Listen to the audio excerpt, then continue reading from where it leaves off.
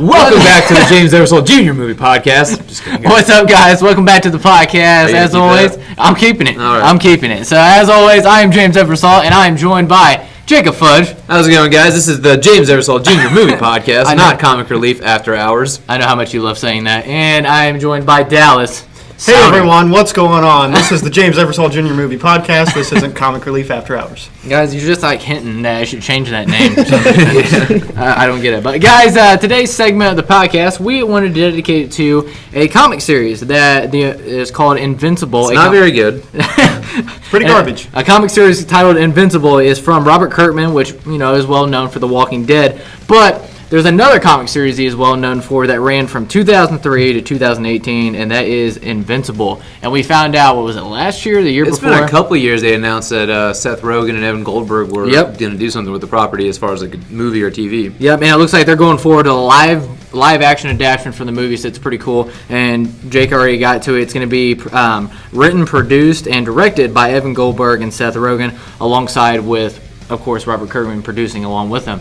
And it seems like, this actual property, Invincible, this comic series, is attracting a lot of attention because Amazon just announced that they're doing an animated series for it, too. I'm actually really excited about that. Yeah, I'm fucking pumped about that. But today, we are going to dedicate the podcast to casting the Invincible cast for the live-action film. So let me get that out of the way. The live-action film. So not the animated series for Amazon. What? Live-action film. Well, then So my list casting is was, fucked. we got to stop the podcast. we're fucked. Hit the stop button. But yeah, before we get into that, I want to do something cool to tell how you fell into the Invincible comic book. And let's get that off is, Jake, how did you come across the Invincible comic book? All right, well, in a comic shop far, far away. No, in my old comic shops, I'd always see like Invincible trades and stuff like that, and I'd see the character. I didn't know anything about it, but I'd always see Invincible, and it was something that always caught my eye, but something I never really had the courage to dive into. I was always spending my money on the stuff that I knew I wanted to spend it on. I wasn't really willing to take the leap on something independent by image, by a writer I didn't know, a character I didn't know, so I was like always hesitant. When I opened up the shop, though, I know Invincible is one of the best-selling image and indie comics. So when I was doing my market research, I was like, okay, I got to carry some of that in the shop. So I actually ordered everything that was available in trade when I first opened the shop. And at one point or another in the shop, when I was here, I was just kind of had nothing really to do one day. And I thought, you know what? I'm going to spend some time reading some comic books that I've never read before. So I just picked up Volume 1, breezed through it, went, okay, this is kind of neat. And then I got a hold of the compendiums, grabbed the first compendium and just sped through it. And I tell you, once you reach a certain point, you can't put it down. And then after that, once I finished the series and caught up to it anyway, when it was in its original run, I was trying to recommend it to as many people as I possibly could. Yep. And before Jake started to give his story about that, from this point on, we will be dropping spoilers for the actual comic series that ran from 2003 to 2018. So you had 144 issues. Yeah, you had plenty of time to read these motherfuckers. I feel like you're looking at me because I haven't finished it. Yeah, I know, and I felt bad too because Dallas, I recommended this on to you, maybe a month ago? Oh, it was a way longer. You and Jake and Josh have all been like talking about it and like, hey, you should probably read it. Well, you finally read it like a month ago. Yeah, I was like, finally, he's reading it. Well, you did buy it for him. So Yeah. So he was basically like, I'm going to buy these. You better read them or I'm going to come to your house. Yeah, it was like from this point on, we'll be dropping spoilers from this, so that is a forewarning. Sorry about that. But Dallas, do you want to take it away or me? I'll go for it. All right, so since we already just talked about it, mine will be brief. We're going completely out of order. Completely out of order. So Jake, Josh, and James, obviously, have all been fans of this series. More so, Jake and James have been pushing it, just talking about it. And James I feel like every opportunity he got when we would talk comics, he'd be like, hey, Dallas, elbow nudge, here's this title, Invincible, you should read it. And kind of like Jake, I'm in the same thing. It was an image title. I don't usually read independent or image. And finally, I won a giveaway contest on this channel. Thank you again. What was the channel called? The James Eversole Jr. Movie Podcast. This doesn't seem rigged at all to any of your listeners, by the way. So I won that, and he was like, all right, you've got to get Invincible. You've got to read it. I'm basically holding a gun to your head. You have to get this. So I was like, all right, I'll read it. Literally read through the first 3 trades in like less than 24 hours. And I was like, all right, James, I need more. And he's like, I'll be your plug. I've got the hardbacks. Here you go. So I'm catching up now. I'm not close to halfway. I'm just under that. So what was the last thing you had? I'm in the 3rd trade, so I think I'm 40s, 30s issue number, somewhere in there. What's the last event that happened? Thank you're on. Your pressure's on. I don't know. The pressure's on the eyeball. Yeah, I got nothing. The pressure's on. Well, while he thinks of that, so I fell into the. Oh, actually, hold on, James. Now, please, sir, tell us your story. How did you get into Invincible? Well, with no help from this guy from a comic book shop. That rat bastard. So when Comic Relief Comics Collectables opened up here in Richmond, Indiana, located. No, I'm just kidding. No, it's a shameless plug. But I was like, wow, That's totally not rigged at all to the listeners. Yeah. he's going for it. So I came into Comic Relief. Of course, I met Jake. Was about 2 years ago. It was January 2017. So it was.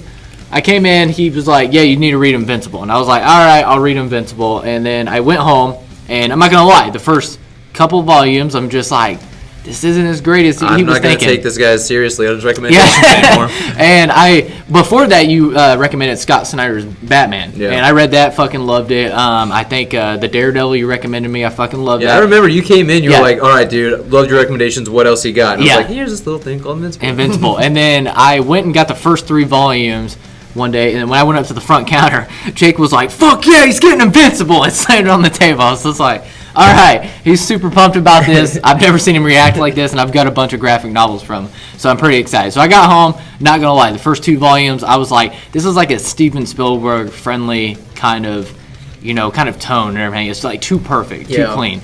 And I was sitting there, and then I got to the 3rd volume, which, right now, here comes the spoiler, is when Mark Omni-Man beats the fuck out of Mark and tells the actual purpose of why he's on Earth. Right. And I dropped that graphic novel right there when I was in the middle of reading it. And Jessica was like, what are you doing? I'm like, holy fuck, this is like the worst father I have ever seen in my life. You're sitting here taking notes what not to do. Yeah, Hashtag daddy issues. Yeah, I'm just like, holy shit. And she was like, what? And I started reading some of the stuff talking about your mother is nothing but a pet and all that stuff. I'm like, dude, holy shit, this guy's a piece of shit. So it took a total turn, and then I was hooked. I think I came in, was it that very couple days later? It wasn't long after. I swear, you grabbed like volumes 4 through 12 or 15. Yeah, I grabbed a fucking like a fistful stack and like came in here and got it and was fucking addicted to the series. To the point where I was buying the fucking hardbacks. I got all the back issues. Like, I fucking love this. Got the figures. It's pretty cool. It's like, I was a big fan of Robert Kirkman's Walking Dead from 2003. I know Jake's not a big thing on that, but I was a big fan, and I can say I was one of the original guys. Since 2003, I read the Walking Dead comic book. 2003, this Invincible comic came out. Had no idea. Granted, I was really young at the time, and I'm really expansive on it, but I was like, holy fuck, this is from Robert Kirkman too, so that even made it more better. But that's how I fell into Invincible. And now we have become such big fans of Invincible, we've been handed over the reins to the franchise itself as casting directors for the live-action film. And your guys' lists don't really even matter because I have what's going to be on the movie, but we can go through all of them if you guys want. Okay. Listen Thank here. you for the permission. You're welcome. Seth and Evan, just don't listen to Jake. Go with my list, all right? I got those boys on speed dial. But yeah, before we get into that, without having characters, you have to have a story. So what kind of a story would you think they should go for the first actual film and everything else? And we'll start with Jake. All right, that's really easy. First 3 volumes. I think that needs to be your very first movie. You're going to have your main antagonist is going to be Omni-Man. He's the one that you don't see coming as the villain. The movie starts off kind of the way the first volume does. Everything seems a little too fucking perfect. This is like, it's very familiar. It's something that you really feel like you've known and you've seen 100 times. Almost like, why are they making this? It seems unnecessary, to the point where the movie gets to the point in the 3rd volume. We're like, holy fuck. This is not what I thought it would be. So it ends that way, but basically Mark gets his powers. His dad's like the best superhero in the world. He's kind of like Superman. His mom is a great little family. He's got girl trouble, high school stuff, goes into college, all that good stuff. I mean, it's going to be pretty, I'd say stick pretty true to the first 3 volumes, and that's your first movie. I'm somewhat in the same boat. I feel like the story's going to start off with the origins of the Viltrumites explained. This literally the intro. Omni-Man explaining it to Mark like as a child. Yeah. Start off with that. I don't want any Zack Snyder flashbacks. I want straight, coherent you don't want to see his pants get storytelling. shot? I don't want to see his pants get shot. So I want straight, coherent storytelling. Here's the fake story, quote unquote, but the audience won't know that. They'll go into it thinking, oh man, this Omni-Man's a real hero, and one day Mark's going to grow up just to be like his dad. That's going to be a cool story. Then you get into a flash forward. You get the too perfect scenario. Mark's getting his powers. I might push him past high school and just go straight to college, forget the high school, just put him in college, because I don't want to do senior year and college all in one movie. So straight into college, you set up his best friend William. Sorry, I don't want to make him mad. You're such a bastard. I know, I don't want to make him mad. So you set that up. You set up his girlfriend Amanda, which in my story, I know you guys have Amanda in yours. I said set her up. I'm not going to have her in mine. I don't Amber, not Amanda. Amber. I'm not going to have her in it. I don't think she's very influential or important to my story. Oh, she's important. No. I didn't know we were going this in depth, by the way. But Yeah, I'm pretty in he's depth. pretty in depth, so I'm explaining mine. This sucks. But I mean, you were in depth a little bit. So No. basically, you get some college. He's struggling. At first to kind of balance his powers and his homework and everything, but it quickly overcomes that. And he just becomes this perfect shape morphed of his father. And then you get the plot reveal in the last third of the movie where his father actually tells him the true Viltrumite explanation of what really happened. Then you get that whole showdown. Okay, well, for me, then I also want to know, you're going to establish the Guardians of the Globe in this. That's something Yes. I would definitely want to do. I think you definitely do need the Amber thing because I think the whole will there, won't they aspect between him and Eve is a great thing that you need to include. I think that makes the beginning of their relationship a lot of fun. And, I think you definitely... So, I don't know if I heard you. How would you end the film? I would end the film right after the fight. I wouldn't go Okay. further than that. Omni-Man taking off, right? Yeah, That's- okay. that's So what we're all in pretty agreement what our ending's going to be and everything Right. else. So okay, cool. My thing was you opened up with you took it right out of my thing. It was just I totally him didn't read it, explaining I promise. the I the backstory of the Viltrumites and all that stuff of what the clean Air quotes. version, Air quotes. the clean version of what he comes from. You have Mark discovering his powers, and I agree it should be the end of his senior year, and he actually is going off to look for colleges. And I think through the summer of him discovering his powers, he comes across the teen team, and I think the first people that he should take down is the Muller twins, and that's when he meets the teen team, just like they do in the comics. I think that should be established. And then I think you should have a big time jump is him through the summer of the evolution of his powers. I think that you could establish, him working with the teen team, and then also him and his father, his relationship, because that's the main thing you want to do through this whole film is show how close Omni-Man and Mark are to each other. So Very or important. Nolan, Yeah. Nolan and Mark, how close they are together. You want to get that like family love there because we know the bombshell waiting to come at the end of the film. So I think you should do a montage of him getting used to his powers. You show that his father's been showing him how to use these powers to more implement how more of a piece of shit he is. So and then you have, of course, Cecil Stedman. He comes across him and does some missions with that. Why his dad's gone away doing something. I thought that would be something cool. And then, of course, he could say, hey, son, while I'm gone, I need you to take care of this guy coming from outer space, Alan the Alien. So that's how you introduced him. And then my villain for the first film, I actually didn't have it as his father, but I actually had D.A. Sinclair, who actually does the Reaniman. I think you take that from the story. Yes, it is after him getting his shit beat out of him by his father. See, what I would want to do with the movie is kind of, how we know Omni-Man, spoiler alert, just basically offs all of the Guardians of the Globe. I think you sprinkle that throughout the movie. Who's killing them? Yeah. And you don't suspect that it's Nolan. Right. Well, that's like, too, it's like I have D.A. Sinclair and the Reaniman, and I think this is like a focus point for Mark and the teen team and all that stuff. And while this is going on, that's when Nolan goes off and kills the Guardians of the Globe. He's distracted, everybody's focused on this, something like that. So I thought that had been a cool event. He kills them. And then towards the end of the film, I think three crucial things need to happen. Rex cheats on Adam Eve with Duplicate, and she comes in on that, so I thought that had been cool. And then when she goes to Mark's house for comfort or whatever, he sees Amber and Mark kiss and everything else. So you had that established, that she had feelings for Mark. And then D.A. Sinclair, of course, after they take him down and all that stuff, he's hired by Cecil. So you get that distrust that we can't, can we really trust Cecil? Right. So you have that corruption kind of thing in there. And then at the very end is his father reveals his actual purpose and all that stuff. Beats the shit out of him. And then, like you said, when he flies off in space, that's the end of the movie. So. All right, so let's get to casting this some bitch. Yeah, so that's the reason why we're here. So we're going to cast this bad boy. We're going to go around the table. And the first character that we're actually going to start with is it's characters is twins, the Muller twins. Oh, you're going for the Muller twins first? Yeah, Muller twins. All right, so do you want to go first or you want me to go first? You go first, Jake. Take it All away. right, so I only have one person because the Muller twins I would assume would be a fully CGI characters and they'd have the same voices. They'd be, they're twins. So I'm going Jonah Hill. I think you put Jonah Hill's voice on the Muller twins, and I think it'd be hilarious because they were kind of bumbling idiots at the same time. Yeah. These aren't characters that you really take seriously as villains, So why not make? I mean, this series doesn't take itself too seriously. It's what makes it a lot of fun. So why not make the Mahler twins kind of a goofy reflection of that? And I think Jonah Hill would be hilarious as the voice of the Mahler twins. I actually like that voice. It's pretty cool. I actually don't have them in my cast. Oh, you're They're not not essential to my story. Man, we suck. Well, I actually casted another goofy person is Terry Crews. Terry Crews, I can see that. I thought Terry Crews would be hilarious as it. Of course, he's known from Deadpool, White Chicks, and Expendables. Right. I just think he would be a perfect fit. Every time I see the Moeller twins, I just think of Terry Crews. Really? Just paint him blue. Yeah. He's good to go. He's good to go. I dig it. I think it'd be hilarious. I like that. All right, so the next character going on, we're actually going to cast Multi Paul, who is actually the brother of Duplicate. So, Jake, who'd you cast? Easy. Rain from Ninja Assassin, main dude. The guy does not look his age. I mean, he looks like he could still be a really young guy, and the dude's ripped up. And he's not a huge part. This guy doesn't need to have a huge part, but he's somebody that, is identifiable to other people who like action films. So, Yeah, I'm going to expect that it's just like a small flashback or something like that. But for the physical presence, I went with Ludi Lin, who's actually the Black Ranger from the Power Rangers movie, the young kid. Oh, okay. Yeah, I went with him, so I think he would fit that well. Like I said, he isn't going to be established. I almost went with the guy from Disturbia, his friend. Oh, yeah. And then I realized how old he actually is, and I was like, Jesus, never mind.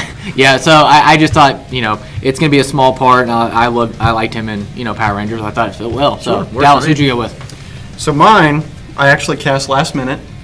And like you guys, he's not going to have a very heavy presence in my film. It's going to be a really quick flashback just to show where they came from. I went with Ross Butler, which I know will cause controversy for those of you that are listening that don't or do like 13 Reasons Why. I myself was not an over fan, but I didn't get all upset about what the show was. My girlfriend liked it, so I saw some episodes and I saw this guy, and he was the first one that came to my mind. He's a young actor. He's fairly built. He's not like overly shredded, but he's fairly built. And like I said, he's going to be in it for like 30 seconds. So, and he's a smaller actor, so they won't pay a huge budget for him. Yeah, is that the dude that went and bought a bunch of movie tickets to actually see the main chick in there? Yes. Yeah, okay, I know who you're talking about. Yeah, that's a good pick. All right, so the next character is William Clockwell, who is actually Mark's best friend. So, Dallas, I'll switch the rotation up a little bit. Who'd you go with? So this one, I tried to go unknown. Again, William's going to play a small part in mine. He's going to be there just to show that Mark's a good person, that, he trusts his friends. I went with a guy named Zachary Gordon. I don't know too much about him. I went through lists and did based off looks for a lot of mine, as opposed to what they've been in, because I know a lot of times when you cast someone, sometimes it's from unknown backgrounds. So the bigger actors, I went with obviously bigger names to draw in the movie crowd. For the smaller actors, I didn't want to waste a budget on it. I kind of limited myself to a budget. I don't know if you guys did that at all. No, I thought about it a little bit. So what's he from, though? Zachary Gordon. I will look him up while we're going around the table and show you guys a picture of him. So what I tried to do with my casting, though, I tried to put the bigger name actors and more recognizable actors as your support. So your older characters, like your mom or dad, or Cecil, those types of characters. Yep. And then the main characters, the kids, the ones that we're actually following, I wanted more unknowns, people that you don't carry any baggage from seeing them from something else too much. So I thought surround your main cast with recognizable names and faces, and your main cast be people you don't know too well. But William, I decided to go a different route with William. I wanted to do something, because we all know he's gay in the comics. I wanted to go more of a bear kind of gay guy for him. Okay, so I wanted to go the chubby, funny gay guy instead of William from the comic books. I think it'd be a little bit of a fun twist to add that kind of Ned Leeds Spider-Man Homecoming character. I think you were going with that? No. I mean that tone. When you started describing it, I was like, I know what you're thinking. But I want that dynamic between the two of them. So I went with either Jimmy Bellinger, who's from Blockers. I don't know if you guys saw Cock Blockers or Blockers, whatever it is. He's the one who's getting with the lesbo chick. He is a goofy kid. And then Matt Shively, he's a bigger guy from Father of the Year. It's a Netflix movie.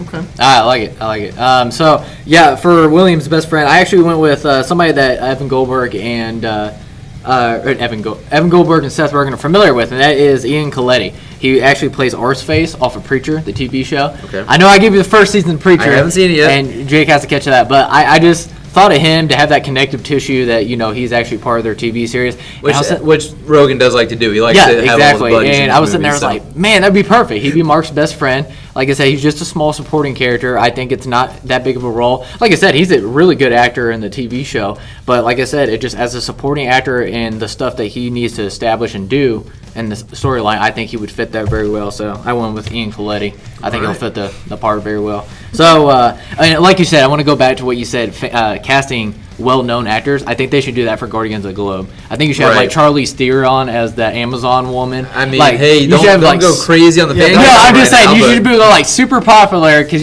Seth Rogen and them have like good connections with people. Plus, I mean, she did Hancock, so why not? But so they just get fucking short murdered. cameos, so they wouldn't have the budget necessarily to have to put them in for a long film. Exactly. Because this is like a property not a lot of people know, but if you see in like a trailer, you see all these recognizable faces of people you see. You're like, I don't know the main kid, but I know these other faces, and I think that would draw the crowd in, and then it's kind of a bait and switch. Like, no, this movie is actually about these kids you don't know. Exactly. Yep. But all right, let's move on to your next character. So this was a fun one. Was Monster Girl / Amanda. Oh man, this is a tough one. Yeah, it was the tough one. Dallas, I'll let you take this away. It honestly wasn't that tough for me, just because I don't know what it was. Some of the characters just stood out. I was like, this is the actor. I don't have wiggle room, and some of them I listed multiple ones. And I think both of you might either give me a eye roll, but I went with Millie Bobby Brown. I'm casting her a little older than how she appears. I'm not mad at that. Because I saw her in Stranger Things, and she plays a very outlandish, weird, powered character. And you've seen her face. She comes across as adultish, yeah, too. She comes across as adultish and badass, and it's like when she puts her foot down, she has a presence on screen. And now that Stranger Things has thrown her into the light, she still isn't top-notch, top tier. Right. You got to pay a shit ton of money for her. But she's still up there, so that was what I went with for Monster Girl. Okay, yeah, so I like that pick. All right, so with Monster Girl, I casted two different ways. I'm like, depending on the way you want to go with the character of Monster Girl, I'm thinking because of the sexual nature of Monster Girl's character, even though she's in a pre-teen's body, you either have to age her up a little bit, or you have to really be willing. You have to get a really talented actress. Yeah. So I've got three different picks. Two of them are for an older, kind of a little bit of an older version. If you want to go younger, I've got that. So my first one's Angourie Rice from The Nice Guys. I think she'd be fucking motherfucker. Sorry, I love The Nice Guys. She's great. I think she could do it. She could be really good. Brooke Sorensen's another one. She's kind of an unknown. She was in Modern Family. She's been in a couple other things, but she sexualizes herself in Modern Family, and she also isn't built like a busty woman yet because of her age. So I'm like, you could still kind of pull off the younger look of her. And the other one is if you want to go younger, if you want to try and be really straight to the comic books, there's this girl called Audrey Casson. She was in American Horror Story as this dead-looking nun girl. And she was also in Blocker. She played a younger version of one of the main characters during when they're looking back on their younger years. So I'm like, if you want to go that route, she's got the look, she's got the sass, she might be able to pull that off. Yeah. So spoiler now. So Angourie Rice was my pick. Yeah, I went with From Nice Guys, and she played in Jasper Jones as well. One simple scene is from The Nice Guys when they're walking through that club, and she's like, "Dad, there's hookers here," and everything else. It's just like. I think she was built for that. Now, if I could go in a fucking time machine and just go back in time and go out... Chloe Grace Moretz, obviously, just snag her right at Kick-Ass. Too far up there, yeah. I did the same thing. But I say, if you do an older version in the future, the relationship with her and Robot, and they go in the time jump and all that stuff, you could use Chloe. I think you use somebody a little bit older person. Oh, really? Yeah. Yeah, so by then, she's looking late 20s. Yeah, so I went Angourie Rice. From The Nice Guys, we both said it. She was. Right. I think she's phenomenal, and she was in Spider-Man: Homecoming. Yep, she was Betty. She was Betty Brant. Yep, and so all right. So the next character going on is the mother of Mark Grayson, and that would be Deborah Grayson. So I'll take this one away. I actually went with Alice Braga. Alice Braga plays all Predators, Elysium, and the Queen of the South TV show. If I'll find a picture when we're doing a rotating her here to get you guys a visual of it. But I think she would be really good. I think she would fit the image of the mother very well. And also the same, it was just the appearance, all that stuff. So I think she would be great. And then also at the same time, from the actual Queens of the South, there's a lot of... a lot of drive behind this woman and everything else. And then also dealing with the alcoholism that she goes through when she finds out what Nolan did to her, all that stuff. I think she can handle that very well. I think she's a great actress, and I just think she'd be perfect for this pick and everything. So who'd you go with, Dallas? So I went two different ways with this. So the one was kind of where I could see her portraying a better alcoholic, like the struggle side, and the other one being a strong mother. So I was torn between the two, so I couldn't pick. So the strong mother pick was Emily Blunt. After seeing A Quiet Place, I Okay. really felt Wow. her as a strong mother. You're character. going A-list actress there. I did Okay. for some, yeah. Yeah. And because I want her to be very heavily in the film. Like, the teen team is important. I did cast them, but I also am not going to have that. That would be my sequel. Them taking over for the Guardians of the Globe. That would be my sequel. Okay. So this one's going to be strong focus on family struggles with Omni-Man and Mark being gone and the mother at home. And you're going to see a lot of her. So I wanted a big face to pull that in. And the other one is Ashley Judd. I haven't seen her in a lot of stuff recently, but the thing that I know her from specifically is Double Jeopardy. And I kind of saw her as a badass in that movie. Yeah. So that was the one that I could see struggle and pain in, and kind of a strong woman at times. Okay. Yeah, I not like a bad pick. All right, I got two different people. So what I did was I also tried, when I was casting Deborah, I was thinking about who do I think would mesh well with the picks that I've got for Nolan or Omni-Man. I wanted some recognizable faces, characters you might, or actresses you might go, I know that face. I've seen her before, but I can't like pinpoint right away where I've seen her from. So my first one was actually Linda Cardellini, who I'm actually going to cuckold fucking Hawkeye here. It's Hawkeye's wife in Age of Ultron. She's also in Grandma's Boy, and she's Velma in the Scooby-Doo movies. So I thought, you know what, I think she could do really well. We've seen her be goofy, we've seen her be sexy, slutty, but we've also seen her be like fucked up and so I think like I think that's who because I mean there are some sex scenes with Nolan and her as well. Right. So it's like, you know, you want to put somebody in there that you also wouldn't mind seeing get plowed a bit, I guess. But my other pick was actually Jennifer Connelly. Somebody I think that she was really big before, but now not anymore. She's actually the voice of Karen of the AI suit. She's married to Paul Bettany. She was in the original Eric Bana Hulk. She played Betty Ross. She was in, forget that movie she was topless in when she was like in her early 20s, but she's also a really good actress too. She's a really good actress. She's kind of like, she's a Linda Cardellini type. You know, she can do all those things. She's a face that you know. As soon as you see her, you go, oh yeah, I recognize her.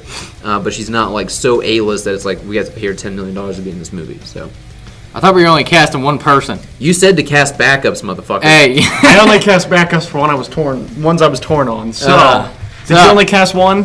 Yeah, I only cast one for everything because you said no. I'm not casting two, bastard. Anyways, so I want to make you look bad on your own podcast. going on to the next character would be Donald Ferguson, who is actually Cecil's assistant. Okay. So Dallas, I'll let you take this one away. Donald Ferguson was a struggle for me, and this one is another A-lister. Sorry about that, guys. You're going to see him more on screen Your than you will budget's see just going Cecil. smaller down. I know. More. So you'll see him more than Cecil. Cecil will have a presence, but it'll be here and there. It's not a bad pick. James is showing us the picture right now. I was showing the picture I of know, Mark's I knew mother. the name, yeah. I went with Gary Oldman. Oh, wow. Okay. Oh wow, I love Gary Oldman. that's pretty A-list. Yeah, And no kidding. the That's reason Oscar. I Dude went- just won an Oscar for went- Winston Churchill. I actually went with him because of his role in The Dark Knight as James Gordon. Okay. Very straight to the point. He can be aloof at times, but I want him to be very strict. Like, I got the orders. I've got to do this. Straight point forward. So Okay. that's mine. All right. I went a very different route with it because I know a lot of Donald Ferguson from other things. Like if you read like the Brit spin-off or Yep. Guardians of the Globe, he's a very different type of character than what you're portraying. Great comic series too. Check out Brit. Yeah, so I went something a little more goofy. Like, when you say aloof, I think much more of the aloof. I think he's very much like a Agent Coulson, but a little bit goofier than Agent Coulson. So I went with two different people. Matthew Lillard, one. What? What do you fucking? I don't fuck you and your two castings. Oh, okay, I like so you best. I think you go either Matthew Lillard, if anybody doesn't know who that is. He played Shaggy in the Scooby-Doo movies. He's Yep. also the killer in the original Scream movie. But now as he's gotten older, he's matured, but he still has that kind of air about him. Or if you want to go someone a little bit more recognizable, I actually went Jason Bateman. I think Jason Bateman love can be Jason really Bateman. good as because I mean Paul? Huh? Did you see Paul? No, I haven't seen Paul. Oh my god, he plays the agent in there. It's like Oh, really? perfectly ripped out of there. Oh, okay, my yeah. god, that's so great. I think either of those two would be fun because again, it's a character that you don't really take too seriously. Oh, great. That's great. Oh, fuck. I'm so jealous of that pick now. Actually, I went on the goofy side, like you pointed out. He's a Phil Coulson, but a lot more like goofier. And I actually went with Simon Pegg. He played in I can see that. At I can World's see End, that. Star Trek, and Shaun of the Dead. So it Yeah. just the guy's Or goofy. Mission Impossible. Mission Impossible. That was the one film I was going to point out when crazy shit's happening, and the way his reaction, body language from acting, everything else, I was just like, damn, that's Donald Ferguson right there. Because when shit happens in Brit, he's freaking the fuck out. I love him in Brit. Yeah, so I good pick. I like that. Yeah, I couldn't think of anybody else but Simon Pegg. I was like, that'd be perfect. All right, so going on to this one, I thought this was a very hard pick too, and I'll leave this one away. But the character we're casting is the Immortal. Okay. Did he ever have a real name? No. I looked forever last night. Okay, He's so they just called him the Immortal. Immortal. He's basically Vandal Savage, but like a good version of Vandal Savage. Okay, so this is kind of cheap and pretty A-list, but I know he's already played a comic book character, but I went with Hugh Jackman. Oh, you son of a bitch! So that's who I have my idea as Thrag. Oh, really? I think that's who you make Thrag in a sequel. Yeah, but okay. That's not bad either. Yeah. So I had Hugh Jackman. The sideburns and everything else, making him look like Abraham Lincoln. It just shit like Wolverine that. look. I can see it. Yeah. I loved it. And then of course, Hugh Jackman's an amazing actor, so I like it. And he already has the experience of a character that will live through the ages because he played Wolverine. So they already got that characteristics to it. So Dallas, who'd you go with for the Immortal? That was actually my toughest one. That was the toughest one for me. Adam Eve was my toughest one. That one I didn't think about as much. This one I flipped through because he's not in it as much as Adam Eve is. So you get some shots of him in the first 3 trades. You get a little more after this. So I flipped through and I looked back and forth, and I think I did this 2 nights ago. I just flipped through for like an hour straight just looking at him. And I was like looking through actors, trying to compare looks. And so this one's kind of my half-ass pick because I couldn't come up with a solid look. So budget one, Joaquin Phoenix. Oh, no. Yep. Oh, I don't like that. Yep, he's not going to be in it much. I don't like it. Then the other one I just thought of, and it's more the beard, is Hugo Weaving. Okay. That one is not his top list, and he's not shy to comic book movies, so he's kind of been out of them now because, Yeah. no spoilers on that one because, we can't talk about Infinity War spoilers. Oh, yeah. Yeah. We're not allowed. We're forever taboo Yeah, on the because internet. James Gunn. But, Don't bring my fucking channel down. hey, everybody, James runs the Twitter. Just want to throw that out there. We'll comment his phone number. You can call him all you want. But this one, like I said, this is my throwaway pick. I'm not sure. I'm not 100% on either one of them. Okay. This one was a tough one for me, too. I was thinking about guys like, Javier Bardem or, guys like that. And I'm like, I want to go somebody a little more off kilter. So the first one I came up with actually was Jean Dujardin. He was the guy from The Artist, the silent movie that won the fucking Oscar back in like 2012 or 13. But I can't for the life of me think of the other thing I was thinking that I've seen him in too. But if you look at him, this guy has the air about him where he's just like, this is a guy you don't fuck with. He's actually a pretty jacked up guy, and he's got this like mean face. And I kind of imagine the Immortal having an accent because he's been around for so long, he probably speaks with an accent because the English accent is relatively new, especially an American accent when it comes to like human history. So I thought somebody with an accent and a natural one would be really good. And he, I think, is French, so he could probably do something cool like that. If not him, Justin Theroux. I think Justin Theroux would be really good. I mean, that dude is a very talented actor. He's also a very talented writer. But if you saw him in Charlie's Angels, dude's fucking nuts in that movie. Yeah. So you put some mass on him, I think he could be really good. That's pretty cool. Actually, that Harvey Bardem wasn't a bad idea too, because like you said, the accent and all that stuff. Yeah, that wouldn't be a bad idea. The next character I actually was gonna cast my villain. I know you guys didn't have a villain for the plot, so I'll go ahead and say it. Like my D.A. Sinclair. I actually ended up casting Adam Driver. I think Adam Driver would be an awesome D.A. Sinclair. I actually think that's a really good cast. Yeah, and so. Dallas's face at you right now is like, Jesus, man, way to go. You fucking nailed that. Good. So D.A. Sinclair, I think Adam Driver would be great for that. And then obviously, Logan Lucky, he's fantastic in there. That dry humor is there, but also at the same time, we've had Star Wars where he's just a statistic fuck. So isn't he also in Black Klansman? That's what I was about to say. Okay. And then definitely go out and support him in Black Klansman because he's fucking phenomenal in that film. But sorry, I want to cast my villain in there. I didn't know if you guys cast your villain. We didn't do that. Okay, so the next character we're all casting is Cecil Sedman. All right. I'm going to say this is a hard one for me, but we'll start with you, Jake. Who'd you cast? All right, so my first pick is actually Jeremy Irons. I think that's not bad. Yeah, thank you. If you guys know, he's the voice of Scar. He was the new Alfred in the Batman v Superman movies, but I think he would be really good as Cecil because Cecil is one of those guys, kind of like the real comic Nick Fury. It's like you can't ever trust this guy. He's always got some kind of clandestine, shadowy plan. He's playing you like a fucking pawn, So I think he does that really well. He does sinister really well, but he also does heartfelt, endearing, and coming across as genuine really well. I think he could do really well with that duality. My other one would be Donald Sutherland. He was the old man in the Italian Job who gets killed at the beginning, and he's also in the Hunger Games movies. Yep. So I think Donald Sutherland, he's got a commanding voice, he's got a commanding presence. Again, one of those guys that the look on his face, you just can't read the guy when he doesn't want you to. So I think those both are good picks for Cecil. Okay. I actually almost casted him because we actually ended up casting Arthur, but I almost had Mark Rylance, but I actually went with Kurt Russell. Kurt Russell. I thought Kurt Russell would be great. I knew, as much as the films aren't I fucking hate those films. He's actually in the Fast and the Furious, and he's like like government agent in there. He's also Ego. And he's Ego too. That was gonna get to do. And he just, to flip on the sides, you can't fucking trust this guy. He's got something in his plans. Overall, the fucking trust is never there. Same thing with Ego and everything else. Yeah, he but comes Ego off as a killed real. it for me, dude. Kurt Russell got on my shit list after Ego. So. But he just like one of those things, like you trust this guy, and then he just turns around and does that shit to you. He comes off as a nice guy. I think fucking Kurt Russell, he's a veteran in the game of acting, and I think he can know that fucking no problem. Not bad. Who'd you go with, Dallas? So I've got two. Sorry, James. So my first You guys one, are making my editing so much more worth. I'm going to throw this one out there first. This is my controversial pick, not in terms of the casting, but in terms of the actor, is Kevin Spacey. Oh, wow. Because he's going through. That's why I laughed, because you were like, because you can't trust him, and I was like, Yeah, you really can't trust Kevin Spacey. You do know he just came out with a movie called Billion Dollar Boys? That's a horrible movie to be in the title of it. anyways, Kevin Spacey putting what happened away. Yeah, but no His casting acting- director is going to put him I know. in a fucking His movie. acting, he's a very good actor in terms of Especially different with a types bunch of of roles. kids. In terms of being serious or in terms of being joking. And I want Cecil to be kind of aloof, but not aloof at times. I want him to be very, like, he'll do a dry joke and Mark's not sure whether to laugh. They're really loving this pick. I think this is a horrible choice. Who's really going to like that teen team? They're not in my first movie. They're not there. Oh, okay. So I want Thank God. Cecil, I want him to be very aloof, but very dry. So he'll tell a joke. Mark's not sure whether to laugh or not. As you guys have both said, you don't know if you can trust him.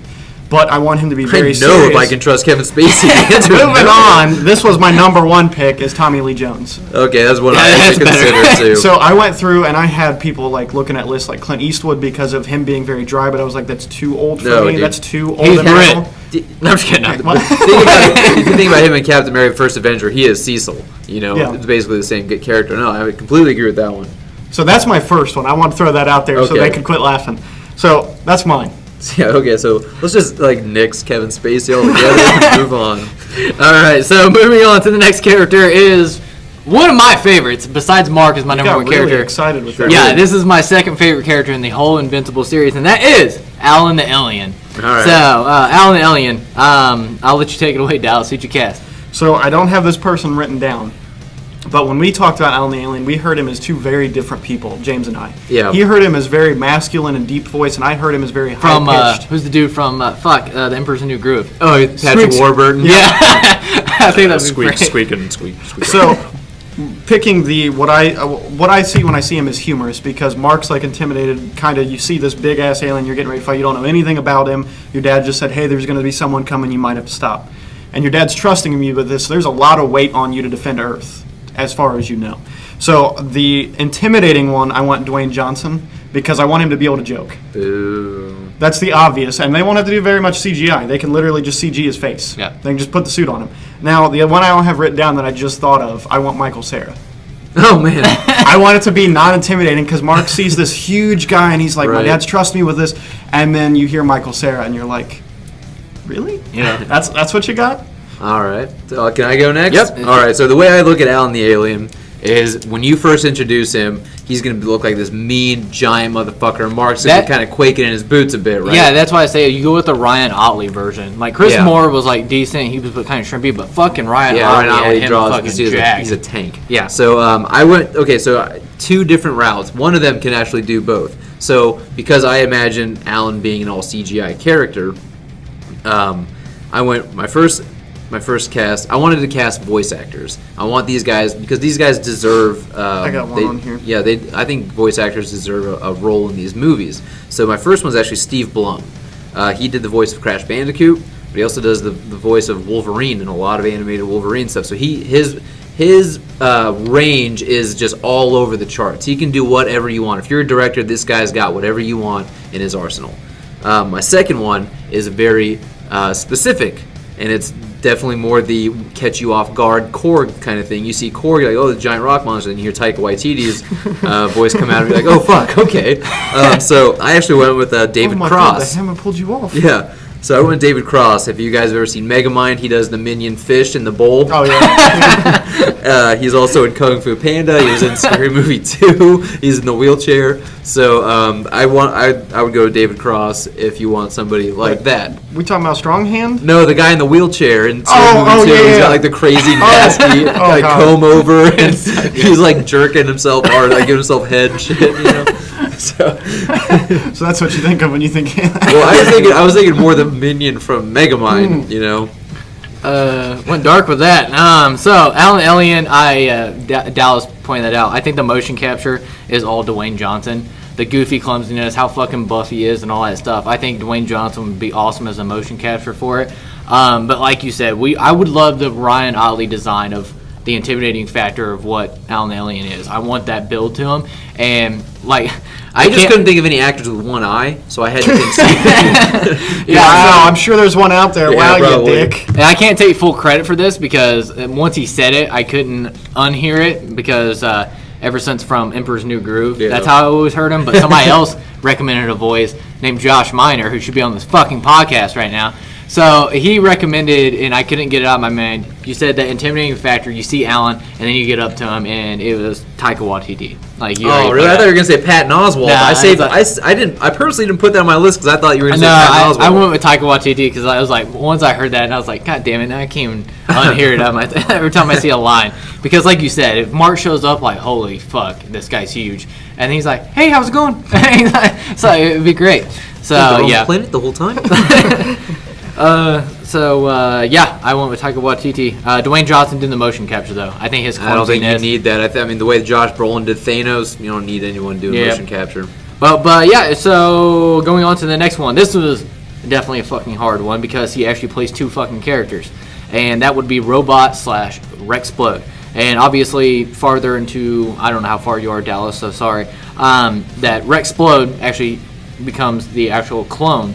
And Robot clones his body and actually looks exactly like Rexplode. So that's why it was so difficult to cast this character because this actor is going to be playing two different tone characters in one movie. So I'll let you take it away, Jake. All right, so my first one that I have is only because I want to save the second one because I like my second one better. My first one is Lucas Hedges. He was in 3 Billboards, Lady Bird, and Manchester by the Sea. He's got the look that you'd think of when you're looking at Rexplode. I don't know too much about his acting. It was just okay, this guy's got a good pedigree here with these movies. So he's obviously has some acting talent because all these movies have won Oscars. But he's not the one that excited me. The one that excites me the most actually is Jeremy Allen White. You guys will know him if you watch Shameless. He plays Lip. I think that could actually be really good because he plays a genius in that role, but he's also an asshole at times. He's also arrogant. He's also a ladies' man. So he's a really good actor. And this is a kid, like, you go on his IMDb page, man, you can't find out shit about him. So I assume in real life, he's very much like his character in Shameless. And I've been on a Shameless kick. Love the character of Lip. I would love to see him in something else, and I think he'd be great as Rexplode Robot. All right, Dallas. So for my plot, they're older. So I'm not going younger for some of these characters. Like I said, Teen Team's not going to be a thing for me until maybe the sequel. So this one, they're a little older, and I imagine more of a voice as opposed to a character. So for Robot, I casted Nolan North. You guys know him at all? Deadpool, the video guy. Yeah, we know Drake. Both went, of course I know. Nathan Drake. Yeah. He's actually done some live action things. He was in a TV show, and again, thanks to my girlfriend, I've seen plenty of episodes of this Pretty Little Liars. He's in that show. Don't lie, you watch it. I mean, I do when it's on because I have to. But you're like fucking Samuel L. Jackson in Pulp Fiction. My girlfriend's vegetarian, so it pretty much makes me vegetarian. Basically. And That's one he's tasty not a burger. bad live action actor, but he's much better at voice capturing. He's much better at voice acting.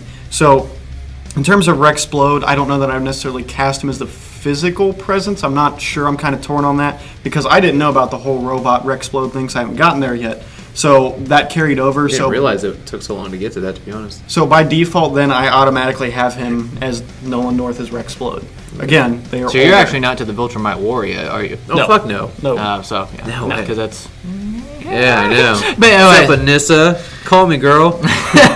So I actually went with this. This is really fucking hard. I almost went with Dave Franco, but like I said, I don't think he could thank tackle. God. I didn't think he could tackle the robot aspect of it. I actually went with Dane DeHaan.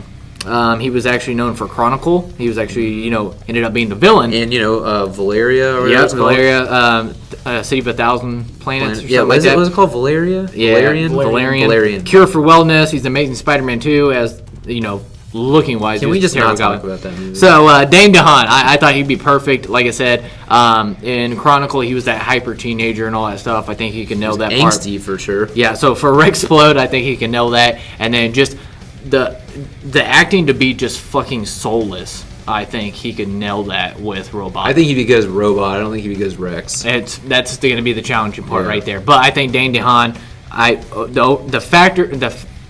the actual fact that he'd be awesome as Robot is why I cast him in this role. Robot does last a lot longer in the Yeah, comics, so I guess I can get on board. Yeah, so Rexplode's going to be a challenge for him and everything else, but I think he would nail fucking Robot right out of the water. Voice and You would nail everything. him? No, so thinking He the would same thing. nail The him. way you said it, I was like, Put his, I know put what his hammer and bolts right into him. Oh, okay. Oh, man. So, going on to the final three casting characters.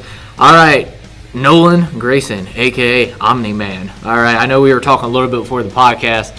It was a little tough for all of us to cast this guy. Jake, who'd you cast? John Hamm.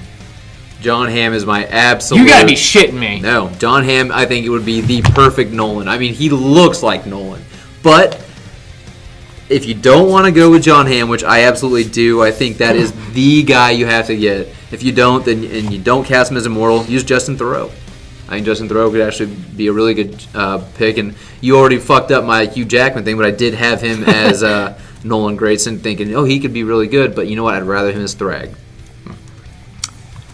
I'll go with me. You sent it off to me. And Yeah, went, I'll go with I'll me. bring it back. Nolan Grayson, I actually almost went with Armie Hammer, but I actually ended up landing on John Hamm from Mad Men, Baby Driver and all that stuff. Yeah, Baby Driver's Black the Mirror. number. His episode of Black Mirror is probably the best. Yeah, the number one thing was Baby Driver. Like in the Baby Driver, he was all like comfort. You can go to this guy for Hey, advice. kid, man, we yeah, got you. exactly. Yeah. And then fucking just turns in the last like 20 Yeah. minutes of that movie. So as soon as I seen him, especially with the fucking hair, just slap a mustache on him.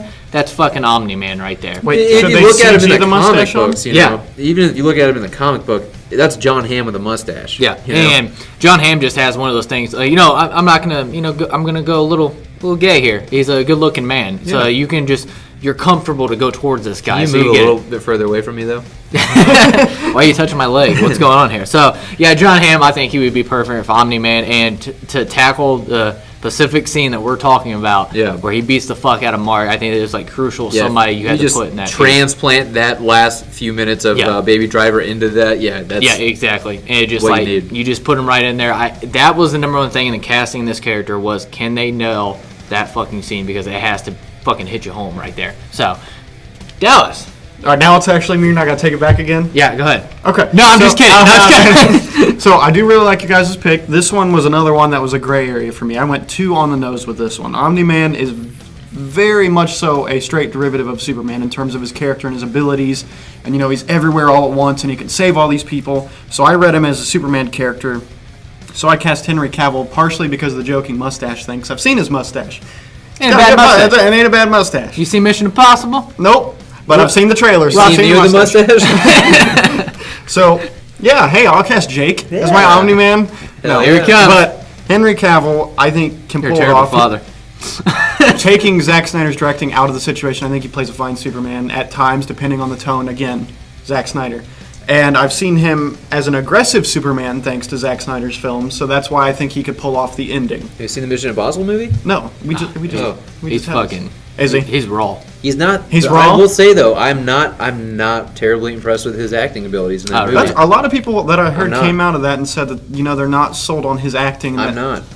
He's pretty much the same character in every movie. Like, you ever seen Man from U.N.C.L.E.? Yeah. It's basically Superman. So I've seen the movie. Yeah. Okay. Yeah, Well, not really. It's a good You've movie. seen his performance probably, but All right. Moving on. Moving on. All right, so final two. Here we go. This is number one. Number one, my fucking hardest person to cast in this whole thing, and that would be Samantha Eve Wilkins, aka Adam Eve. Bay. Take it away. I call her Bay. All right, yeah, this is a fucking hard thing because you have to find somebody that's pretty fucking good looking, but at the same time has to be cool as fuck. You forgot about Duplicate, by the way. Oh fuck, we did forget about Duplicate, didn't we? You kept saying the last three, and I was like, I've got four. Oh, oops. Let's cast Duplicate real quick. All right, so real quick then, I've got, you guys have all this theatrics of like, okay, so here's who I'm gonna pick. This is the person. No, fuck this. It's Duplicate. She runs off with Immortal, ends up having kids. Whatever. Levy Tran. She's an Asian actress from Shameless. She was in, I think, season 8 of it. She's all tattooed and shit like that, but. She's a young, good-looking Asian girl. Wouldn't mind seeing more of her when she has to duplicate herself. So, and then Explode. And then Brenda Song. This is a character that actually I recognized in like I recognize her, but I couldn't really pinpoint where. And then I was like, okay, she was in the New Girl. She played Winston's girlfriend, he ends up getting the cat from, Ferguson. She's the Asian girl. She's like a nympho in it. Apparently, she's in a lot of Disney movies, but then she's also in The Social Network. So I'm thinking, okay, so she's able to do like this kiddie stuff, and she's able to be an adult and do sex stuff. She's so fucking crazy in The Social Network. yeah, so I'm thinking, okay, that's fine. That's all you need. You need a good-looking girl, a girl who can act. You need somebody who fits the Asian aesthetic. There you go. All right. Well, I went with something less known. Just again, she's not going to be in it a lot. I went with Michelle Ang from Fear the Walking Dead. I know she's getting some popularity just because of Fear the Walking Dead, but she's still not a top list. And again, she'll be in it for 5-6 minutes. Yeah, tops. she's not even in the comics very much either. She's more heavily involved in the first few volumes. She's literally only in it for the event with Rexplode and Adam Eve. I actually didn't cast, but I did have somebody in mind. My phone's being slow as shit right now, so I can't bring her up. But the chick that played fucking old Aunt Tana girl from Guardians of the Galaxy. Mantis. Mantis. Yeah, The girl that played Mantis. yeah, I can't remember her name. It's a weird name.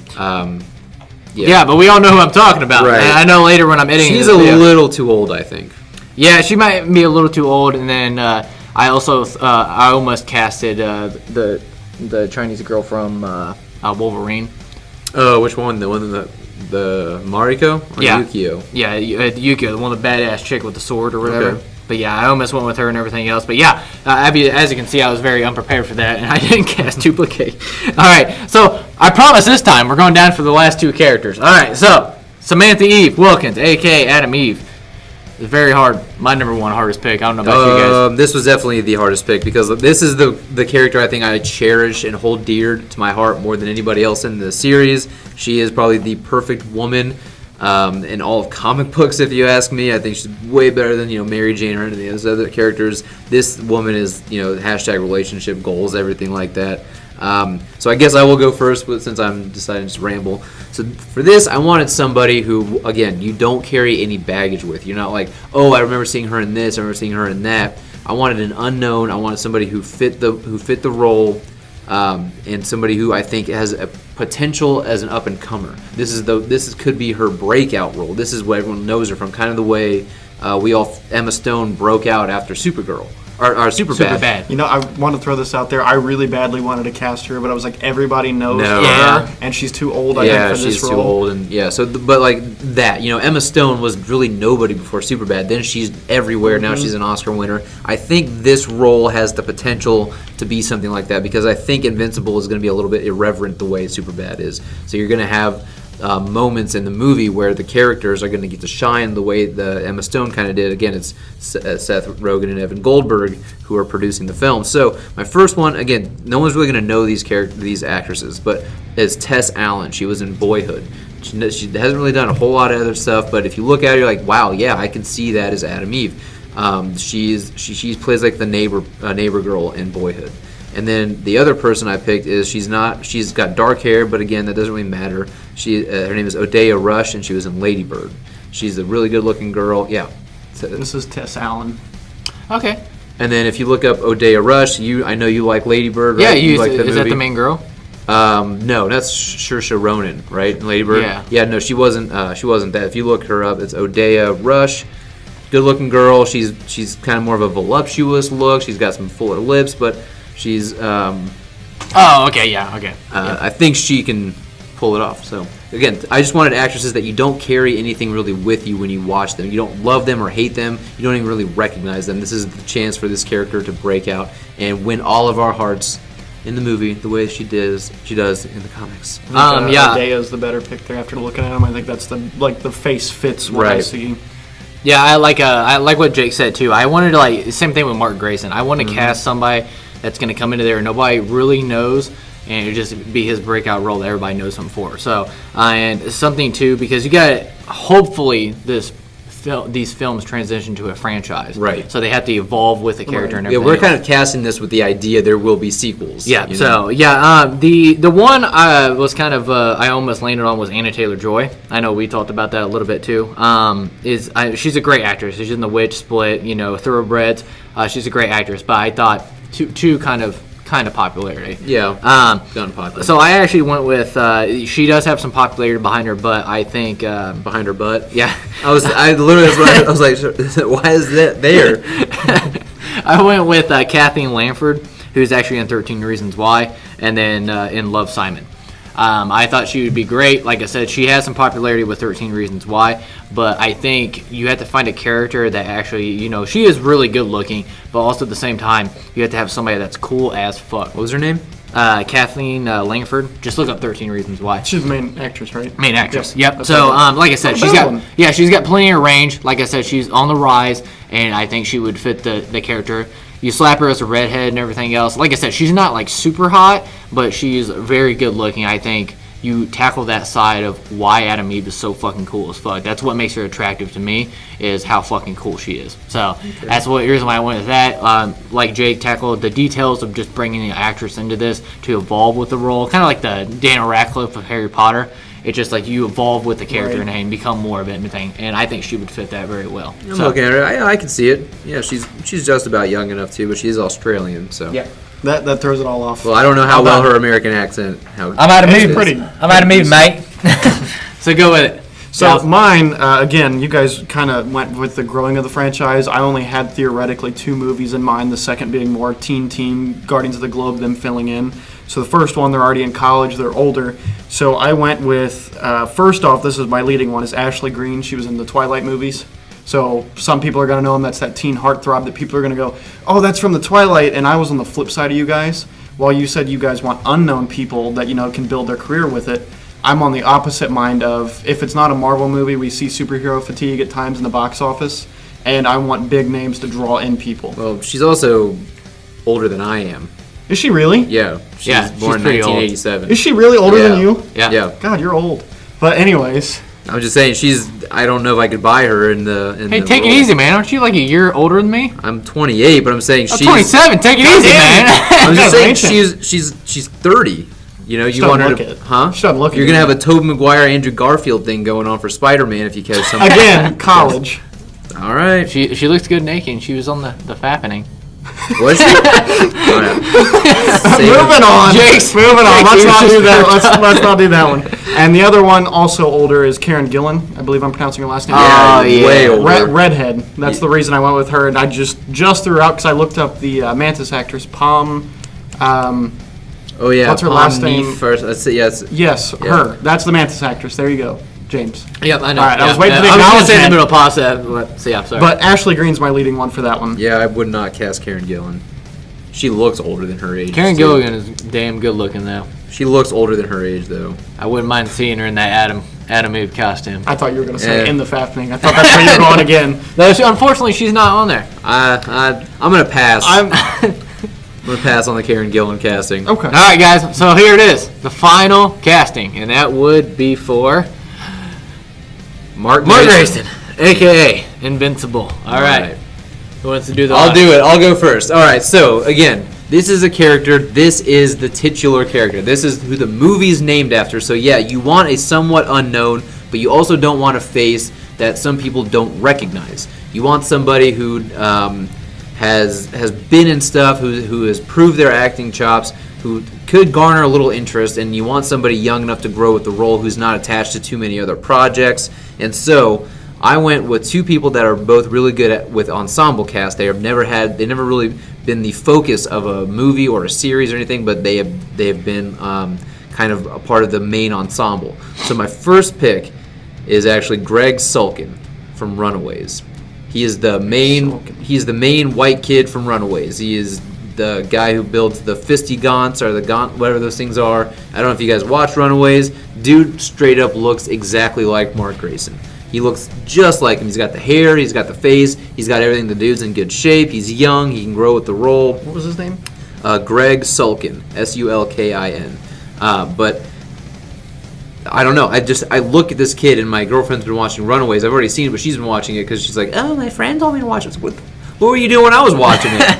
Yeah, I can see that. So I think this is the kid you go after because he's been, like I said, he's been in a few things, but he's not well known, but he's recognizable to at least the comic book fandom. You know, the people who've seen Runaways. My second choice is Joe Keery or Steve from Stranger Things. I know he hates this one, but I like that one. I think Joe Keery could kill it, dude. I mean, you're talking about a guy who is so charming, so enigmatic, that originally in the first season of Stranger Things, he was supposed to be written off, but the Duffer Brothers loved him so much, they made him a staple in the rest of the season and brought him back, and he becomes such an endearing character in some of the best parts of season 2. I think that this kid could definitely be Mark. He's the kid next door. So those are the two guys I would like to see in the Invincible costume leading the franchise. Dallas, who is your Mark Grayson for the Invincible live-action film? So, not gonna lie, Steve almost won me over. I would not mind putting him at my number 2. He's just mad about his hair, but I'm like, that's a style choice for the 80s, man. I don't think he looks like him. He could do reading it. Mark, I can't help it. Every time I look at him, I see Nightwing. Something about when I look at him. Well, that's his name is Grayson. I'm ignoring the name, and I mean literally the look, the haircut. Have we got the blue costume? I love the He'll blue scream costume. Nightwing even more. I love the blue costume. So it was hard for me to cast someone that looks almost identical to that, so I tried to think a little outside the box. Someone that hit kind of stardom and then just dropped out. I haven't heard a lot from him, and he still looks fairly young, and if I'm not mistaken, he's upper 20s. So he would fit with my Adam Eve. And that's Logan Lerman is the first one. Yeah, I definitely a pick, I think, all crossed our minds at one point, I assume. Yeah, that was my number one, and I actually crossed out the other one just because I got to thinking about it, and I have a lot of, I don't know, not necessarily teeny bopper, but a lot of people recognize them from teen movies like Twilight. People will go, "Oh, I know this person. I want to go see this movie." And I had Josh Hutcherson. Oh, fuck. And I crossed him out, and again because of Hunger Games, and I was like, I've got too many of these, and I'm not going to get too. He was actually almost Spider-Man. And the Amazing Spider-Man over Andrew Garfield until Andrew Garfield got it. Thank God he didn't. Yeah, you haven't seen his audition tape? No. It's pretty fucking bad. Anyways, the other one that I had just thought of, and it was in terms of looks, and I'm not making a joke, and I don't want to get into the conversation, but his name is R.J. Mitt. Oh, Mitty? Oh, yeah, from Breaking Bad. Yeah, he played I didn't Walt want to Jr. get into the conversation of him having cerebral palsy and whether he can do it or not, but he does actually have the condition in real life, but in terms of looks, he fits the character pretty well, I would say. He would just, obviously, for the role, need to beef up a little bit. The other person I would have said as a runner-up would be the kid from Maze Runner. I think he'd be a good Dylan O'Brien was on there. Dylan O'Brien. Again, he almost made mine because American Assassin, he was a bad movie, but he, an anger side and all that stuff, and he got pretty fucking ripped up for that role. That was because I said the Nightwing look, that's who I initially went straight to, and I was like, I don't want somebody I could see, but I want somebody that's less known than that. So for my Mark Grayson / Invincible, I actually come on, add some theatricality to it. Build up. I mean, you're the last person to go. This is the last pick. This is your podcast. I'm gonna get pumped. If we both don't get one over by yours, you have to cancel your. I express it all the time. This kid is the actual fucking future. He's 20 years old right now. 28 or 20? 20. Okay. He's 20 fucking years old. A perfect fit for the character. He can evolve with the character through the years. Say Tom getting Holland. sequels. No. And Tom Holland was that thought did cross my mind at one Tom point. Holland was almost Mark's best friend. I almost casted him as Mark's best friend. Okay, you're That'd be making cool. a gay Will. So, but yeah, this guy, his fucking range is, I feel like right now, even at 20 years old, if the kid keeps his fucking clean in his personal life, he is the next fucking Leonardo DiCaprio. That's how fucking good You're this kid is. building up pretty quick. Yeah. He's been in Call Me By Your Name, Hot Summer Nights, Hostiles, Lady Bird, Chalamet. Timothy Chalamet. I think he would be fucking perfect as Mark Grayson. Like I said, you talk about the emotional side, the part where he fucking fights his father, he'd fucking knock that shit out of the park. Anything from just being the kid, the guy's range is fucking unlimited. Yes, as soon as you see him, he's gonna have to get buffed up. That's one of the things too. If you see him in like Call Me By Your Name, that's not even a concern of mine. yeah, Everybody exactly. does that. Yeah, everybody can It's the get standard. buffed up. So, but I just Timothy Chalamet. Chalamet. Yep. CH. And I just like, age wise for the franchise, I think he's perfect for it. And I think, chemistry, anybody is on there with, I think he would just, and I think he would be perfect for that. You cut the hair, you get him buffed up, everything's good to go. The guy's fucking phenomenal. So I went with Timothy Chalamet as Mark Grayson. You don't even have a runner-up? Something to help us your pick doesn't suck? My actual runner-up, like you said, too, is like people just unknown and everything else, but I think he's too well-known as Dylan O'Brien. Dylan O'Brien was my runner-up, but that was Timothy Chalamet. I just can't put anybody above that guy. He's the fucking future acting. Right, so we all agree that Steve from Stranger Things should be Mark then, right? Honestly, I wouldn't say no to it. That was a pretty good one. I wasn't expecting it. My guy's an Academy Award we can have nominee. Millie Bobby Brown as Monster Yeah, Girl and exactly. Steve. See, we're throwing you out of here. We're casting this. Sorry, man. Thank you for having listened to the podcast and all, but we got it. But guys, there you have it. Like always, like we already expressed there, we're already shit on everybody's picks. So let us know in the comments below. Like, who would you cast as Mark Grayson, Adam Eve? You got fucking Omni-Man, Robot, any of the characters. Jonah Hill as the Mauler brothers. That was good. Anybody you cast all the characters in the Invincible. Let us know in the comments below. And like always, I love having these two on the podcast. Thank you so much, Jacob and Dallas, for being on the podcast, man. Thanks for having us welcome. on. I know Thanks. I know this is one we were chomping at the bit to fucking do, and it finally came all together. We Yep. finally got it. So it's not Definitely check out Comic Relief Cast on YouTube as well. That's where you'll find our channel for early weekly comic book reviews. So impatient. So I was gonna get to that. I just don't want to forget. But yeah, so guys, like always, make sure you hit that thumbs up like button on this video. Once again, thank you guys for being on, and make sure you hit that big old subscribe button, guys. I'm almost to 70 subscribers. I'm on 69. Maybe I'll finally subscribe to your channel. I know. Every time you're on the podcast, I get that popularity going. I got a bunch of. Well, no, I mean maybe I should just subscribe. Oh, you bastard! Josh did that to me the other day, sick bastard. So, like always, guys, make sure you hit that big old subscribe button. Like always, take care of yourself. Take care of each other. We are out of here. Bye. Shark Week. Bye. Shark Week.